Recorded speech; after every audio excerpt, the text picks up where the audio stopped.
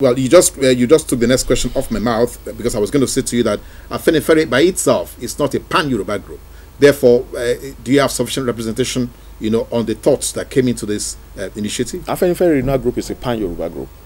It is a group that took it upon itself to begin to find the means, the methodology for Yoruba people to work together. What I'm trying to say is that not every Yoruba supports. No. A member of the Afenifere. No, not every Yoruba, okay. But I mean, it's pan-Yoruba in its mandate. Okay, all right. Now, before we go for a break, and don't forget, you can call in. We would like to let our viewers know that the lines will be open very shortly. You can call in. The number, if you can just take it down somewhere, the number for you to call will be 081-0733-9962, 081-0733-9962.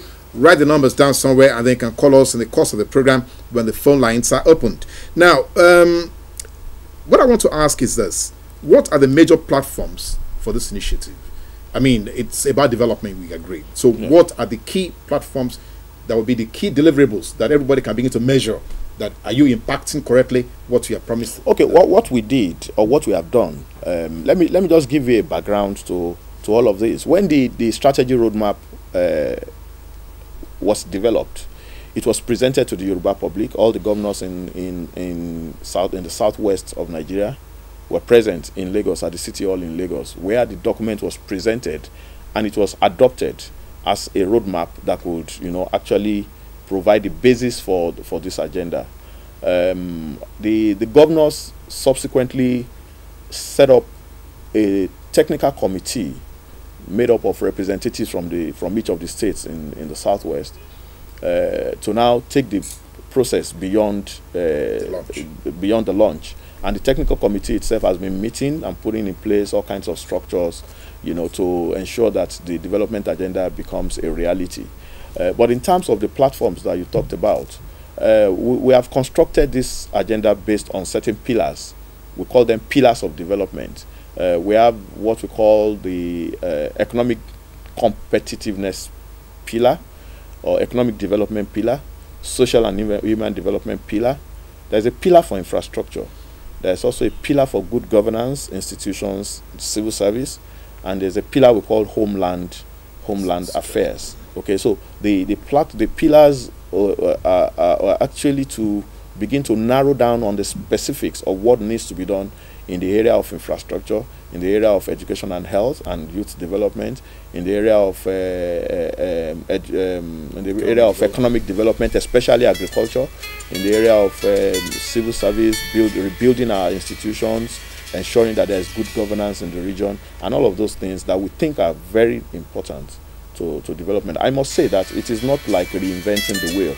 It is only just focusing on certain areas where we think development can be delivered to the people. Okay. We see he is the chairman of the planning committee. No, he's the director general of the commission. Okay. You are the director general. Fadi is wearing the hat, or is the host that is going to be speaking on behalf of the Dawn. Mr. Famakinwa is still here with us, in the house. We're going to take a break now. While we're coming back, we want to now to talk about how are you going to take this on the street. Okay? Don't go away, just be with us. We'll be back with Mr. Famakinwa shortly.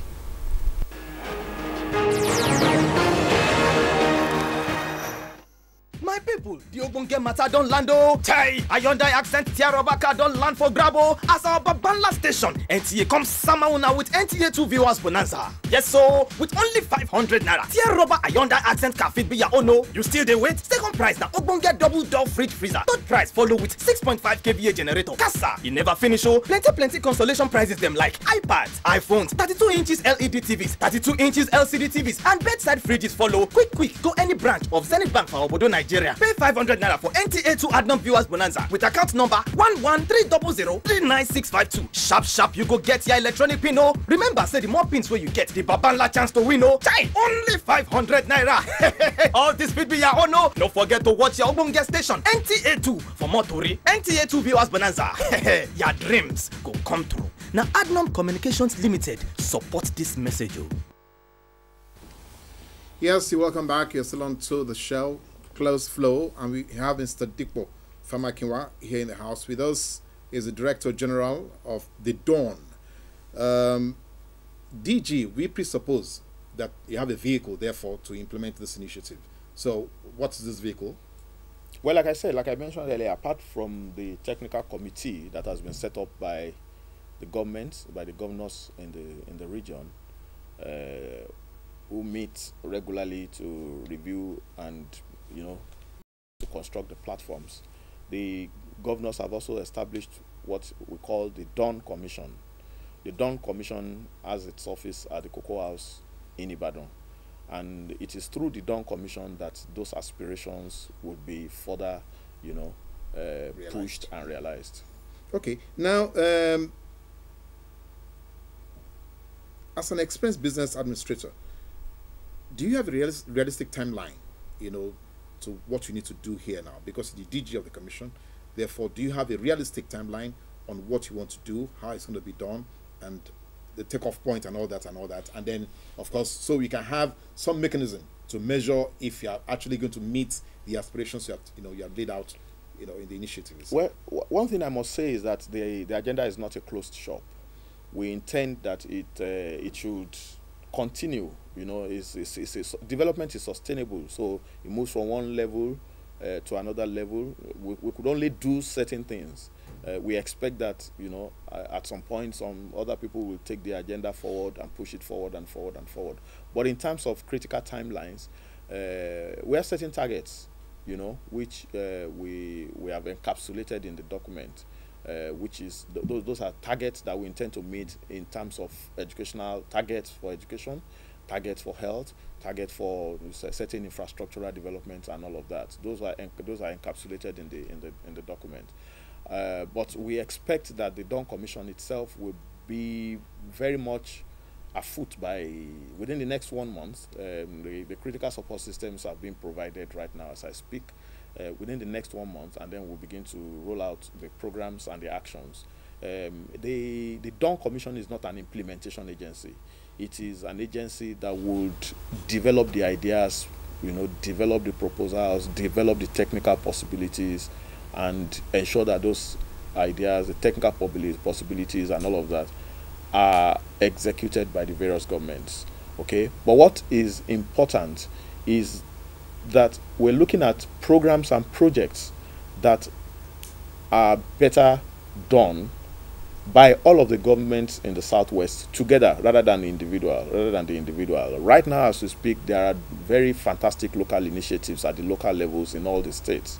But there are certain initiatives, there are certain projects, there are certain programs that we believe that it is when they do it together across board that they can enjoy the benefits of economies of scale, and they can enjoy the benefits of cost maximization, cost efficiencies, and all of that. So those are the kinds of things we're talking about. But so in essence, the commission or the board, as it were, is playing some advisory role, because you do not have a big stick, a big button to hold against any government in any of these constituent states if they are not going to implement some of the things they're going to suggest. There's no need for that big stick because it is their commission.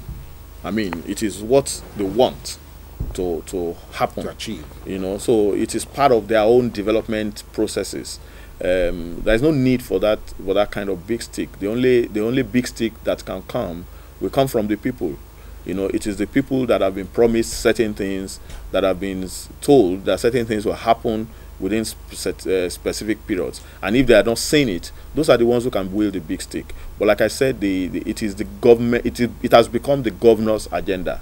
Okay, so they are the ones who must ensure that these things work. So willy-nilly, they will work hard to ensure that this becomes. My only reservation, though, about that, again, well, maybe not my reservation, maybe just an observation of what has happened, in the environment, is the fact that there is no bottom-up approach to this. So if the people were not part of this planning, and some of the things are not implemented or delivered as promised, so at what point, at what stage will the people have the chance to say, but we asked for this, did not give it to us? At what stage will they be able to when they vote? That's simple. When they vote? Yeah, when you vote and you don't like the government that has promised you something and has not done it, then vote the government out. That's the big stick. and that's why that's the beauty of democracy. Okay. Now, another thing that I'd like to ask again is that where is the place of Generation X in all this? Because part of your document is to find a way for the populace to internalize some of the initiatives that you have created here, some of the landmarks that you have created. But many of the current Yoruba young generation do not even think Yoruba, do not even speak Yoruba, as it were. So where is that place in this program? Well, they don't have to speak Yoruba, they speak development. They know what they want, more than even many of us. They want good education, they deserve good education. They want to live well, they want to live in a very well-to-do, very healthy environment, very clean environment, very decent environment, and many of them have access to all kinds of media that show them how things should be. So it will be a fatal mistake not to carry them along in this process. And if you actually also consider that, what we have right now is some kind of demographic time bomb, because most Nigerians are young people. More than 60% of Nigerians are young people, and they have aspirations. We must provide the opportunities for them to fulfill those aspirations. The development agenda for Western Nigeria accommodates them tremendously, in all of the programs. Okay. Now, do you think, or are you apprehensive that some Yoruba business elites or Yoruba, as it were, leaders may think this initiative has a reductionist tendency? Do you think they would think so? If they have businesses across Nigeria and all that, would they begin to think that you're trying to, as it were, reverse their gains they are made outside of the Yoruba enclave? This is actually not about, this is not an insular program. It brings everybody, including the Chinese, the Americans, Norwegians, on board. What we are saying is we want to prepare an environment where businesses can thrive. It is not shutting anybody out. It is actually saying that possibilities here have not been tapped. Okay, and let's showcase those possibilities. Let's bring them out, and let us find a mechanism for government to create the enabling environment for anybody who wishes to do business in this part of the world to do business. It is a template, and I know that if it succeeds, and let me quickly say this: the South states already have something like this. They have the Braced Commission, the Bayelsa, Rivers, Akwa Ibom, Cross Rivers, Edo, and Delta. And the Braced Commission has actually been on ground for more than a year, if I recall, and they've been doing so much in that region. So it's, like I said, it's a template. It's just to show that this is possible. It is possible for us to create a region-based development. So that means you don't think this is a paradigm shift from what or Hanese or Arewa or Middle Belt Forum or what the other groupings? No. This doesn't have anything to do with ethnicity. It doesn't have anything. Like I said, it's purely a development agenda. It doesn't have anything to do with ethnicity, but it's a development agenda that is going to be managed within a space. It's going to be managed. It's going to be pushed. It's going to be promoted within a space, within a context. Okay, and the context just happens to be the southwest of Nigeria. Beautiful. Now,